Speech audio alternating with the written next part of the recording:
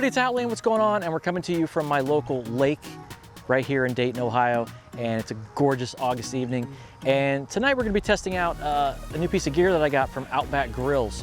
And they asked me to test out and review their Explorer 300 charcoal grill. It also works as a fire pit.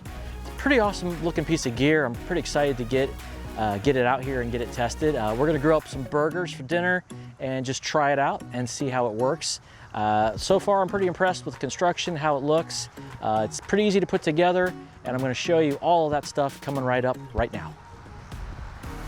All right, so here's the grill right here. It weighs a cool 22 pounds. Definitely not something you're going to take backpacking, but for overlanding, car camping, chilling out at the lake, chilling out at home, maybe if there's an emergency situation, something like that, you'll still be able to cook food. So it's pretty awesome because it uses charcoal and it uses regular wood. So you can, as long as you have some kind of fuel like that, you can burn it. It's all self-contained in this unit here. I'm gonna show you how to put it together. So let's check that out. All right, so like I said, this is all one self-contained unit. So everything it all comes together. And basically there are no tools required for this, which is awesome. And basically you can just put it all together really, really fast. You can do this in about 5 minutes if you're good at it. It took me a little while the first time I did it, but yeah, it's pretty cool. What you have here are these bolts with these little metal rods welded to them. So these work as your leverage. So all you have to do is turn these to loosen and tighten. It's absolutely cool. One thing I would have loved to have seen with this unit is some extras of these though. I didn't have any extras with my set. If you lose one of these, it would kind of suck.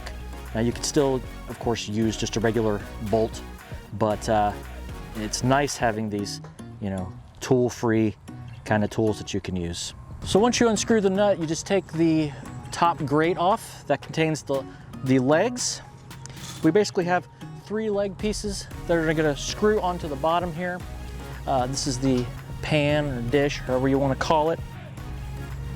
We're gonna take these and we're gonna screw them in. Now these are 2 pieces in one, so these are telescoping. So they can go as long or short as you need. I want it about waist high for when I'm grilling, so that's what I'm gonna do. I'm just gonna put them on first and then make it the height I need after that. Let's do that.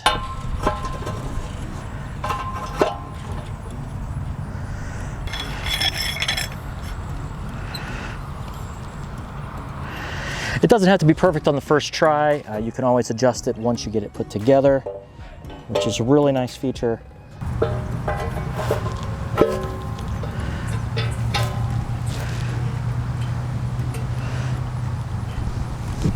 And there we go. Basically 3 legs together. Now you do have an extra piece. I'm going to show you what this is for here in a minute. It goes with the grate.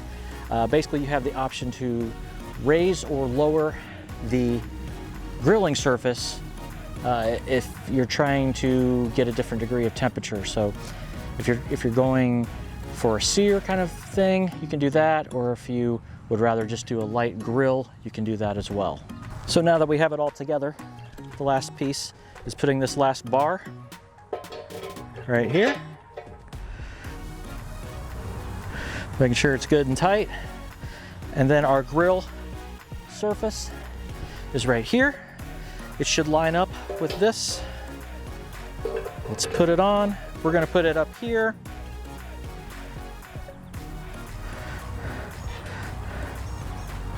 And that's about where we're gonna grill, right there. We might lower it a little bit, but let's go from there. One other thing I did notice with this grill, I don't know if you can see that or not, but it is coated in this nice black paint. But as soon as you start tightening these bolts, you notice the paint is already coming off. As soon as it bites in to the poles, it starts taking the paint off. And I don't really know a way around that, but I can see myself having to touch this thing up probably quite often. And I would just use some kind of super, special barbecue paint that, super high heat resistant paint. But, straight out of the box, that's a little discouraging. So just beware of that.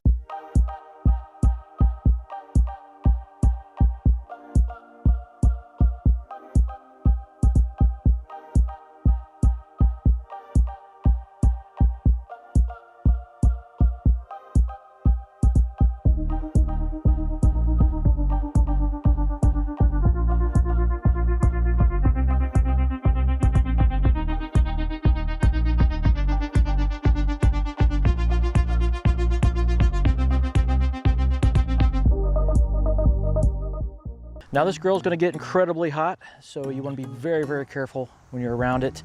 Make sure you don't have any kids, pets, anything like that. And the good thing to do whenever you're doing barbecue grilling like this is to spray the actual meat with your oil, spray, whatever you're going to use, instead of spraying, because if you spray the grate, it's just going to burn off anyway. So spray the meat.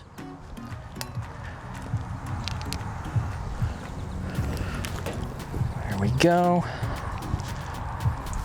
I'm gonna spray it again, try not to have it flare up. Now, like I said, this is extremely, extremely hot, so I don't want to touch any portions of the grill. I have my trusty glove here, so I'm gonna use that to lower it. And I'm actually going to do this. And you want to be very, very careful when doing this. There we go. Now, you should hear some sizzling. We're looking pretty good here. Let's flip it.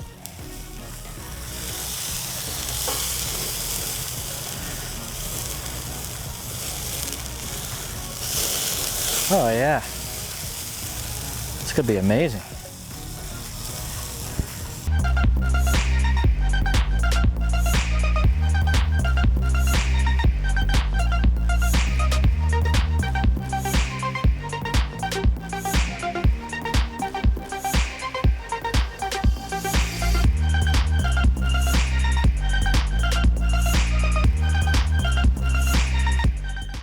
What you want to do right after you use this is let it cool, and then you'll want to clean this grate. You do not want to leave any kind of grease or grime or anything on this. Even though it is carbon steel, you want to make sure that you keep it clean, just like with anything else that you use, any other kind of thing that you use to cook or things like that. You want to make sure you clean it really well after the fact so that it stays nice and good. I can't wait to try some other foods on this. I want to try some chicken, definitely steak, maybe some veggies, throw some veggies on here. But you know, this is a pretty nice little grill. I'm actually really impressed with how it's functioning, working really well. Super, super hot. The entire unit is blazing hot. And my burger is almost ready. I'm gonna flip it one more time. Whew, got some heat. Oh yeah. Definitely gonna look good. I usually like my patties I actually like my patties kind of pink. These are super thin, store-bought, pre-pressed patties. This is not like the best food test for this thing, but it's okay for this. All right, here we go. Oh man, that's fantastic. Super good. Excellent. Now the other really cool feature about this grill is that once this is cooled down, say you waited a couple hours after cooking dinner, now you want to hang out. You want to hang out around a fire. You may not have a fire pit near you. You may be in a place where there's no fire pit, but you're allowed to have a fire. This can also double as a fire pit. So what we can actually do is we can remove or shorten these legs at the bottom, make this a lot lower to the ground, and we can fill this with wood and light up a fire. And then of course, to break it down, you would do the exact same thing that you did to put it together. Obviously you want to make sure that it's completely 100% cool. Don't want to be touching it when it's hot. In fact, I recommend at least 2 fireproof gloves like the glove that I use. But once it's cooled down, completely cool, ready to disassemble, you just reverse the process that you used to put it together, and you put the grill all the way down, you put the legs inside, and it's ready to carry and ready to go.